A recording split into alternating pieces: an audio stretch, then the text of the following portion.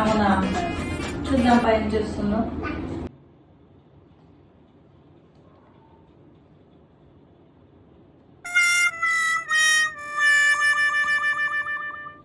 నేను ఒకటి రాసా, ఇచ్చి పడేసా. వదిన ఎక్కడికి వెళ్ళిపోయింది. వదలమంటావా? వదులు, చూస్తా. నేను నువ్వు అనే పదాలు రెండు.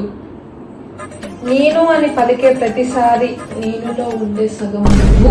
నిన్ను కలిసిన క్షణం ముందు నా ప్రపంచం వేరు.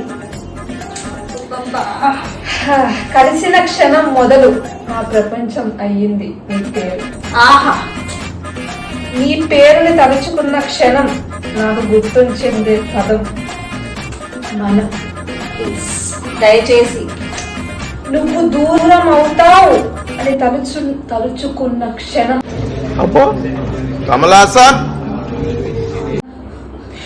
మన అనే పదం నేను అని మిగిలిపోతుందనే భయం. ఊరుకో ఎద్దులో ఉన్న ఏడిస్తే దరిద్రంగా ఉంటది.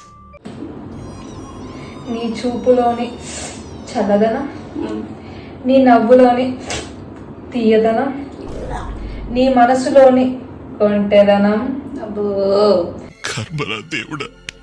నాలో చేసేనే నిన్ను మరిచిపోలేని గుణం.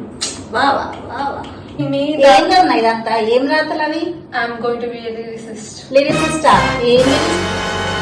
సగం నువ్వు, మొహం, ప్రపంచాలు వేరంట. ఏంది ఇది, రాతలేనా? సగం నువ్వు, నేను ప్రేమ. మాట్లాడకు. ఇవన్నీ ఇంటే జనాలు ఏమైపోతారు?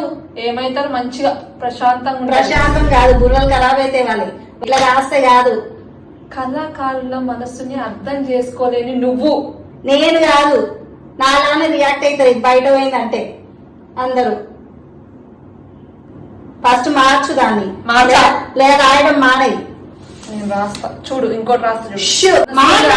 అర్థం చేసుకోలే నువ్వు, నా ప్రేమను కూడా అర్థం చేసుకోలేదు. తొక్క ప్రేమలే కావాలి.